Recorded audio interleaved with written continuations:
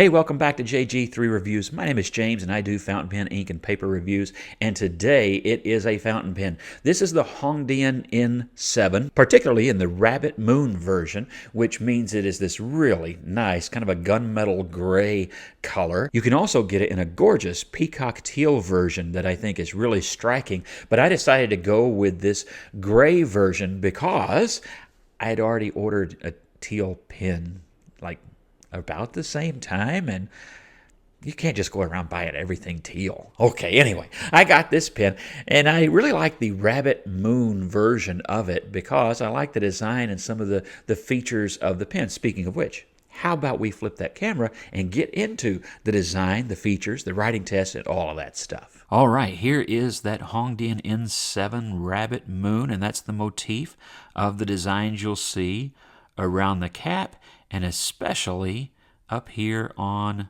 the finial. Isn't that a great looking finial in this pen? I like that. So anyway, I like this darker gray. I'm not always a gray person, but I like this dark gray color that they've used as the base for this pen, and both here on the cap and on the piston knob. And I like the chatoyance you see here in the barrel material, which you can see inside a little bit as well inside the pen.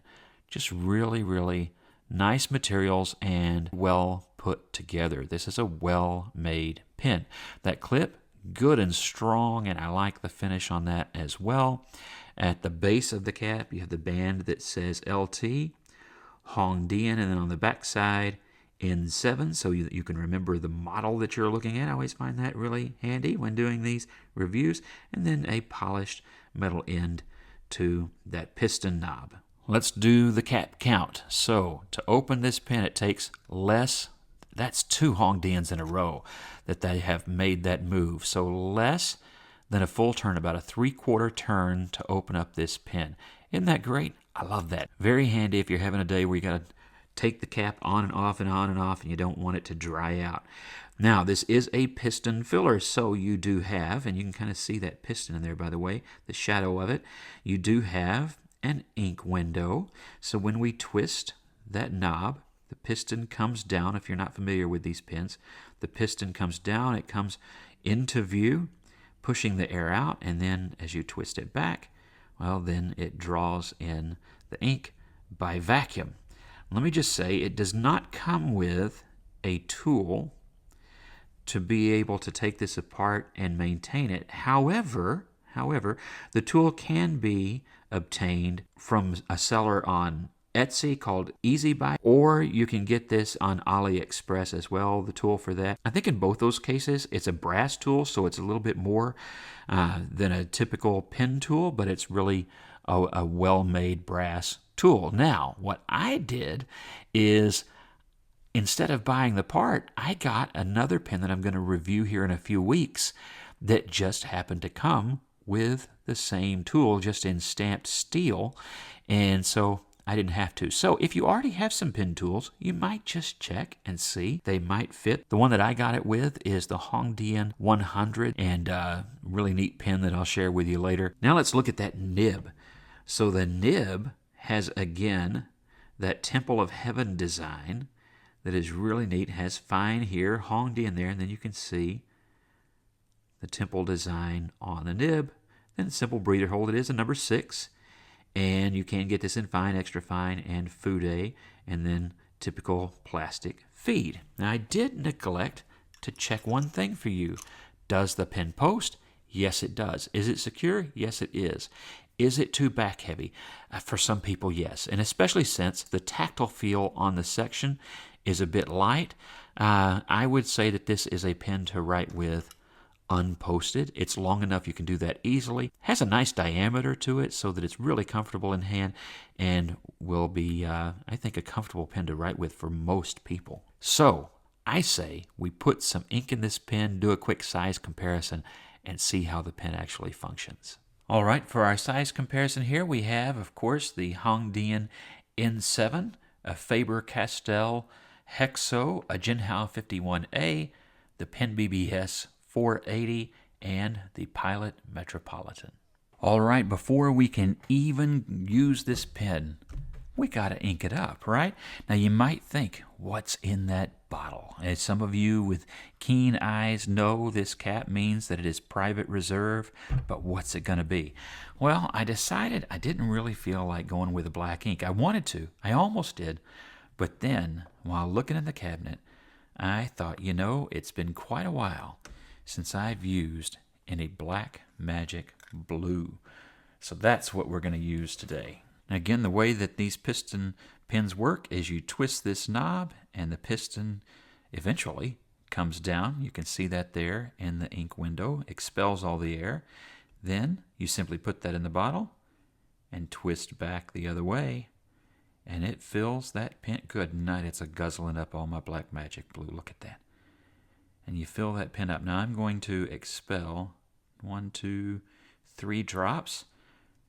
I hear that's a good idea. I've heard that for a long time. It's a really nice dark blue with a hint of purple. Really, really nice ink. Well, let's see how the pen lays it down to paper.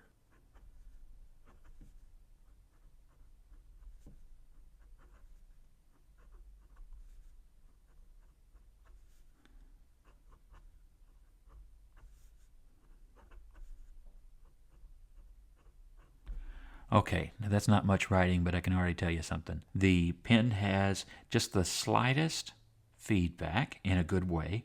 It is smooth, it's writing well, but what I wanted to stop and really mention is that the diameter of this pen is just, that may be like a Goldilocks thing. That may be just right. The weight, balance, and everything, yeah, this is quickly winning me over.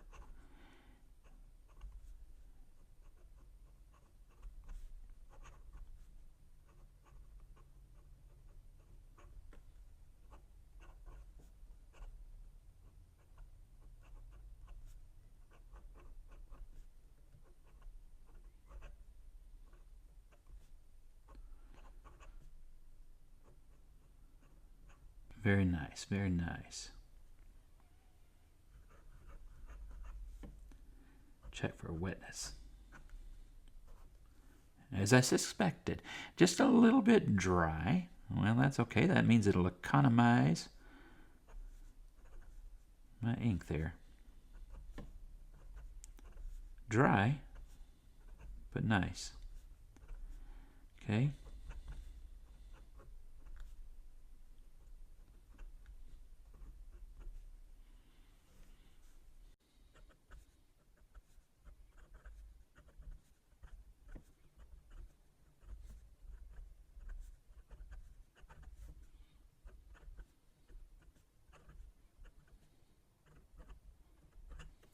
So nice. I think this writes really well. Let's do the quick test because it is a dry writer. Dry writers, sometimes this can be a bit of a weakness.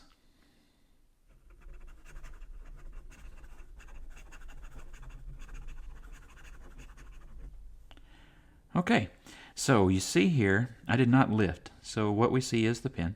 There's just a little bit too dry right there. Very thin. I don't think that's bad. Very thin line right there, and very thin into a skip right there. Everything else was good. So it's a dry writer. I'm going to show you the technique that I mentioned in a recent review that is, I mean, it's a well-known technique. I'm not inventing anything here, where you can get a dry writer to write just a little bit better. And let's just see if it works, okay? I'll try it on my pen so you don't have to try it on yours. So this is with just practically no pressure whatsoever. Literally no pressure. The real fountain pen test, right, is hold it at the back and you can see what the natural line is. And then this is moderate pressure. And what you do, if you want a dry pen, or what you can do, this is one part of a technique, is you can do, I'm going to do 6 lines. Very simple 6 lines with moderate to a little bit more pressure, almost like not quite flex penny. Just do that. I said 6. I can't count. And then here's with very light pressure. And let me do the test and see how it does.